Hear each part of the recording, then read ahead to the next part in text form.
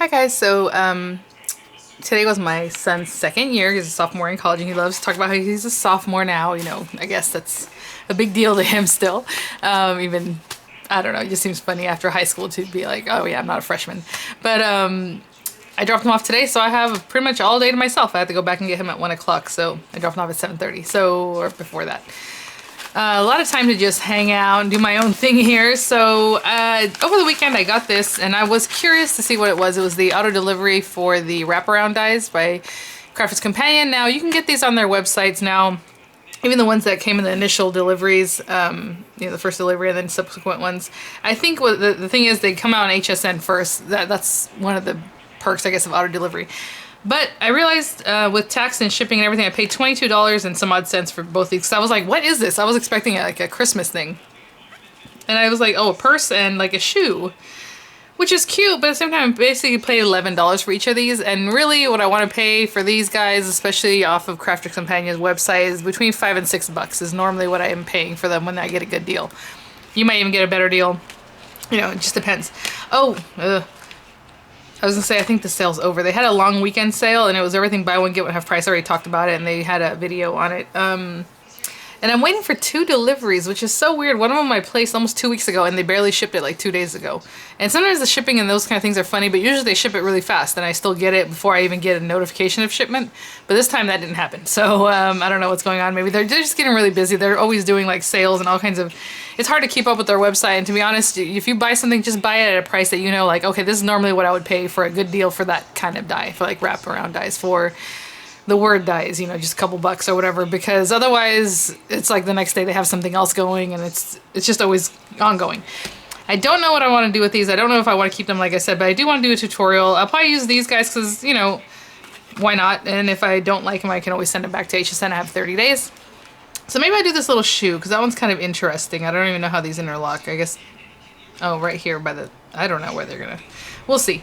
It looks like it ends up being like a little pair of shoes, kind of one next to the other. So if you're not familiar with these, they're basically like a belly band, but they're kind of fancy. And then they do all kinds of fun things with them, but I think they should also offer a blackout with this. Do you know what I'm saying? Like something else, or like the shoe itself, so you can build it up, because basically what they do is they'll cut another one and then cut that up and put it on top and decorate it instead of it just being the band. So I'll do what I can. I'll show you how to make your basic band and then maybe how to make a larger one, because obviously if you want this to be bigger, that's fine. It's just, it's gonna look a little bit different, all right, if you make it any larger, because you're gonna need the extra to come around. You'll see what I'm talking about. So let's open one of these guys up. I'll get some paper so we can just do the basic cutting of it, and then we'll go from there. And I don't know if maybe I'll just, oh, well, no, that wouldn't look right. I was gonna say, I have these cards here, right, from the other tutorials or reviews, but it wouldn't fit something like this, I don't think. It needs to be kind of flat. So I'll just probably fold a card in half just so we can put it on there and see what that looks like. But it's 2 pieces, and the way you're gonna make it wrap around is that you're gonna use one large piece of paper that is cut to, like, let's say 2 inches wide, because I think this is smaller than 2 inches. Let me see here real quick. Yeah, so I would say 2 inches wide, and then it has to be the length of what you would need to wrap around your card, right? Which, if it's the standard A2 size card, you're gonna need it to be 4 1/4 when it comes around, so 8 1/2, right? To be able to go through the whole back of your card plus to come around the front. Now I need to research real quick how long your strip needs to be. Now it says here, A2 gatefold card, cut a strip of card 277 millimeters by 41 millimeters. Of course, it have it in inches, so I'll figure that out. Place the dies at each end of the strip, and once cut, the 2 sections will interlock in place, which we know. I know that, but I just need to know the length of this. So let me figure that out in inches, and I will be right back. Okay, guys, so this is fun. Since they only have the things in millimeters, not even centimeters, millimeters, because it's a little bit particular, you have to read on the back here. So this one says to cut it, your paper 277 millimeters by 40 millimeters. This other one says to cut it 266 millimeters by 45 millimeters. So it just depends on the width or how deep this little guy is. Also, the length has to do with subtracting the width of this little guy. You know what I'm saying? Because you need it to be basically 4 1/4 when this matches up, right? Without this is extra because that's just going to overlap. So it has nothing to do with the actual width. So they're going to be a little bit different. So I did the math and then I was like, you know what? I don't know. So I looked up online and it gave me a really horrible number because I'm like, how are you going to cut your paper like that? So I did millimeters to inch, and it says the formula is to divide the length value by 25.4. So if you have your millimeter divided by 25.4 and you'll have your inches. But the inches is 10.9055. Now I'm like, how do you do 10.9 inches? Because, you know, obviously they're divided up in eighths and quarters and sixteenths. They're not really divided up by like an even 10, you know what I'm saying, to have a 0.9. So I'm like, okay, is that 0.18? Like, how do I judge that? And it's basically 11 inches. I mean, it's just shy of 11 inches if you do 15 sixteenths or if you do 7 eighths. You know what I'm saying? It's just that little smidge. So I'm just going to leave it. This is my paper strip. It's 11 inches wide and it's about 2 inches. I'm sorry, 11 inches long, 2 inches wide. I picked out a red paper because I'm going to cut out just the shoes themselves. Now, if you have a Gemini Junior or a Cuttlebug or something like that, obviously you can't cut it at once because when you have this at the end on one side and this on the end on the other side, you're not going to be able to pass it through all together. So even though you can put this guy here, you can put the other guy here and tape it, your plate isn't big enough. So we're going to do one side at a time. And you do face this extra piece because, see, it doesn't cut this edge. So that stays. This is a little more persnickety than I would like, and it seems like everything's been that way recently. But I'm going to put it on one side. I'm just using cheap Recollections paper, and I might regret that, but we'll see. Because, you know, you're going to be kind of sliding it. So you probably want some sturdy paper like Crafter's Companion, beautiful, like Centura Pearl, those kind of papers. Let's see here. Okay, that wasn't anything. So I'm going to get a little piece of tape just so it doesn't move. And then I'm supposed to, like, put it straight enough that the other piece is going to be super straight also in the same, right? You don't want it to shift. You want this other side when you put this here that they're going to equal each other. So I'm going to have to figure out a way to make sure that that's straight. I think you can be off a little bit on that. It's not the biggest deal. So, okay, let's get our plates out, which right now they're still set up with the double-sided die. I don't know what happened, guys, but a lot of people left comments on my double-sided die videos saying what I would do is I would just put a piece of paper on either side of the die and run it through at once. And I'm like, that's what I did in the video. I don't understand what that means. All right, so we have cutting plate. We have that plastic shim. What else do you need on this? You need the magnetic, which I'm telling you, I don't know why I keep using that. I'm going to go ahead and put the metal one because I want that. I just want that to be there. And I guess I'm going to put the die. You can cut into your metal plate if you want. Ooh, I'm sorry about the lighting. It looks crazy because of that metal plate. And then we're going to put the cutting plate again. You can also flip this around so you have your magnetic and then you're cutting into your plastic. You know what I'm saying? Put this guy. It doesn't matter. I'm just going to do it like this. And I need to plug in my machine. I just realized. I'll be right back. Sorry about that, guys. So I'm going to run this through, get rid of this. Oh my gosh, I have so many things on my desk right now. Ooh, it's a tight fit, but it is kind of an intricate die, so I didn't mind that, the shoe part of it. Like I said, I'm gonna try to level this as much as I can to make sure that, let me get this out of the way for now. You see, it cut, I don't have to remove it right now, but maybe I should. Well, let me do this first. And let's get the other shoe, or the other side, whatever it is that you're using. They have really cute Christmas ones. I did order like the wreath one, the, what's it called? Snow Family, because that's super cute. So again, I'm going to put this pretty much as close to the edge as I did this one, right on the edge. And I'm just kind of eyeballing it. I think that'll be okay. You can probably put a ruler here just to make sure you're kind of at the same area, but I don't know if it has to be that detailed. So I'm going to use the same piece of tape. Put that over here. I'm going to go ahead and remove this. And maybe I should flick things out before it goes through the machine and gets stuck or something. Okay. And same sandwich, I'm just going to place this back on top again. So what I've decided to do now with my sandwiches is not put the die anywhere close to that magnetic mat. really that mat is going to be acting as a shim, not so much as a magnetic mat to hold it. Because it's been like gouging it so bad. So whenever you see tutorials, and I don't know if you noticed by Sarah or anybody else or on HSN, they never really put the magnetic mat close to the die. Because of that, it looks horrible. Even though the instructions say to do that. But, okay, I'm going to put this to the side. And, oopsie. So it looks like it shifted. I don't know if you can tell. It moved down. Ugh. So we'll see how this band ends up. It might be a little bit wonky. So if you want to make this wider, what I was trying to say is, let's say you have a card that is, you know, 5x7. Okay, that's fine. The only thing is you're not going to get more of this intricate prettiness, any of this on your card. It's going to be the same, obviously, width, or what's going on right now. Let me finish popping things out once I've cut it out. So what you have to do with this extra bit, you can use a ruler and an X-Acto, or you can just cut it with scissors, and which is what I'm going to do. But, you know, if you want it to be super perfect, I would probably do a ruler and an X-Acto. But I'm just going to cut from one end to this other one. And like I said, it shifted, so I have a feeling it's kind of it's going to be a little bit crooked. Alright, now this one to the other side. And I'm trying to just do a straight cut as I can. So as much as I can cut to until I have to adjust. So there it is. I'm trying to flick out the rest of these little pieces. I should use my scrubber. Anyway, we'll get those guys out because we have to, what I'm going to do before we put it all together is cut out another red shoe. Or a shoe in red.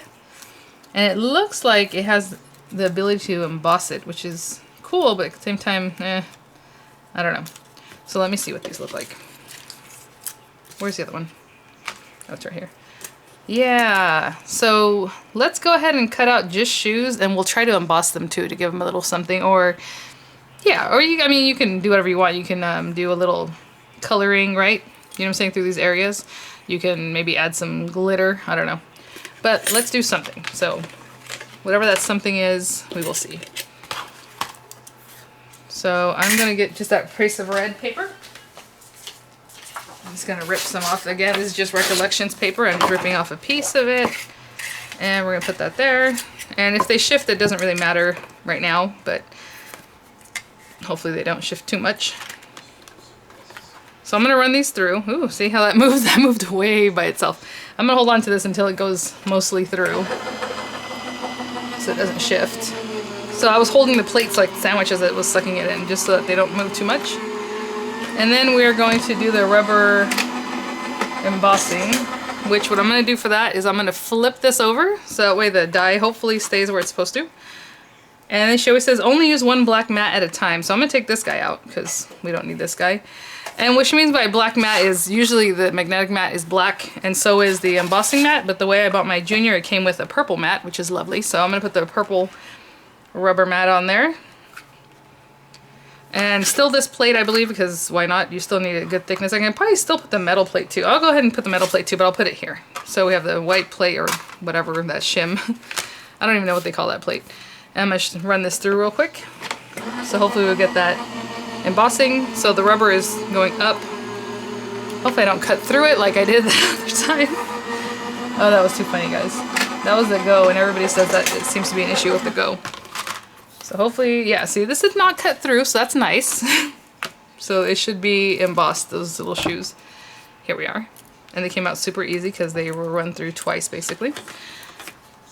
This is cute. Like I said, I don't know if I'm going to keep it because I think I can get a better price anyway, and I wasn't expecting this. What happened was when she brought the wraparound dies and they did the auto delivery, they didn't have the samples with them, so they couldn't show you. They didn't have them with them, they didn't have, which is weird, and they didn't have a, like a visual, you know what I'm saying? So that was kind of odd. But look how cute. Okay, so there is a little strip right here where you're going to be sliding the other one into, so that's kind of delicate. So there's the one shoe, here's the other. What we're going to do is cut this off where you think it's natural to do so. Even though it's really cute with that decorative, we just want the shoe. So I think I'm going to cut right behind the heel on this one. And I'm going to have to kind of make it round so it makes sense. Where's my little, here they are. Obviously I want little detail scissors for that. So I'm just, see how this piece is going to be part kind of where it interlocks. So I'm going to cut behind that, and I'm going to cut it nice and round so it doesn't look odd. So it just looks like the back of the shoe, right?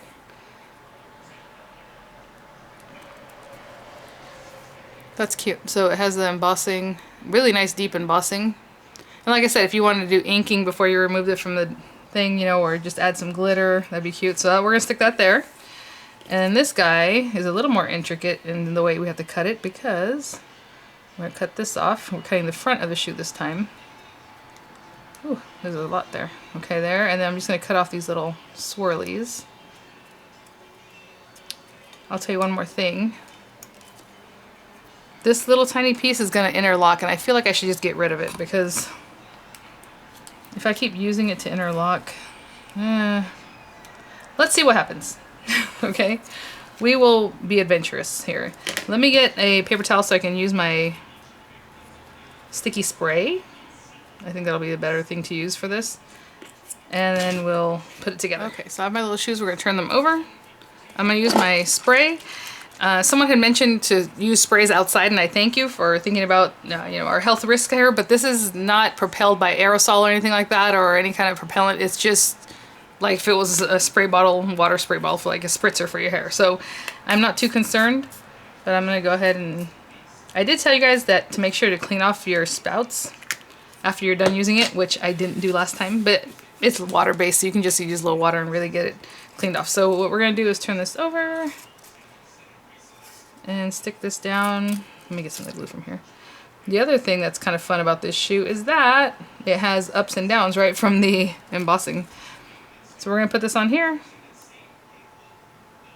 People asked how durable is the glue. I don't know. I mean, the Dollar Tree, it's Beacon, which is a great price, a great brand, should I say. Obviously a great price at $1. And it's been fine. Every project that I've done, they're still there. Obviously they're only days old, but sorry about that, guys. The smoke alarm or smoke detector went off for some reason. Okay, and then I'm gonna stick on the other one. So I'll be back when this is nice and dry. I'm going to try to put together just like a basic card. It's not gonna have anything on it. It's just a basic card just to show you what this would look like wrapped around a card. So I will be right back at that moment. Okay, guys, so I have this nice and dry. Now you can definitely just measure in here and bone fold it already. What I'm gonna do is wrap it around the card first and then do it that way, just so I know this specific card, it'll fit it. So this is just a piece of paper, 8.5 inches wide by 5.5 inches tall. So when you fold it, you have your standard A2 size card. Now, what I was trying to say is that you can make this a little bit longer. Again, your paper is gonna limit you, right? So at 10 inches, basically the whole, actually 11 inches, right? We cut the whole strip. I can barely get this to wrap around a card this size. So you do have a little bit of extra, like, the little cuteness that's dotted. So if you want to wrap this around a card that's going to be wider in the front because it's a bigger card, you might get some of that showing instead of just the intricacy of this part. But you're only, and if you keep going, you're going to be limited by how long your paper is, right? Do you understand what I'm saying? So let's say your card is 8 inches and you want this thing to wrap around. That's going to be a 16-inch plus piece of strip. So I know they sell paper obviously nowadays that's 12 by 24, so that's up to you. But a lot of it is just going to have nothing on it, right? So I think this is something that's cuter for a card that's maybe 5 by 7 max, you know? Because then you'll have this part that has a little decoration, and then this other part, this other side that has a little bit, but otherwise it's going to be a lot of this, and then meeting up in the middle. If that doesn't bother you, you know, that's great, or maybe you can decorate that too, but just so you know. So basically, place this on the back. And as you can see, only a little bit of that extra, most of it's going to be on the back, even that little dotting, that's cute. So I'm looking at this and I'm pretty happy with it here. It's basically about 1/8 of an inch that's going to come over that doesn't have the little intricate marks on either side. Again, you can bone fold that, measure it first. I'm just going to do it this way. And it's very delicate. Now, I've seen videos where they cut another strip just out of paper and then glue it back here, which is interesting, but you know, that's up to you. So how are we gonna hook this? The heel has a slit, and then at the very top of the shoe has a little slit, and I'm assuming this one has to go inside, like the shoe with the heel needs to go in front. This is scary. Okay, push it all the way down. I mean, I thought that's how it has to go. Maybe that one goes in the back. That doesn't make sense. Okay, I mean, that's it. I don't know what to tell you. It's acting very funny. Okay, let's just smush that down. I did tell you that this was kind of crooked when it moved, right? It shifted. And as you can see, it's not straight completely. But I don't understand how this is supposed to, unless Unless the, no, I can't do that. I was saying maybe the heel goes behind, but no, that's basically it. It actually did tear. And I made this longer, right? You guys saw that. So they asked for 10.9 inches. I did 11 inches. And it's barely meeting up, and it did tear right here. But you know, maybe I just have to work with them. Like I said, this is the first time for me working with these things. If you guys have better luck, let me know. It's cute. It's a cute idea. They seem to work out real well for them. Like I said, if this was sturdier paper, that's another story. So that shoe definitely ripped off right there. But as you can see, then you unhook it and you go along. But it should basically look like this, right? With the one hooked in the other. I'm going to try to get a... No, that's not going to work. Alright, well that's it guys. I tried it out. I don't know if I'm super impressed. I might be returning these and then just keep the ones I ordered from Crafter's Companion, obviously. That's very small though, that space right there. Ooh. Alright, well I have some pictures for you guys. Let me know if you've tried them out, what you think, and I'll see you guys at the next one. Bye now.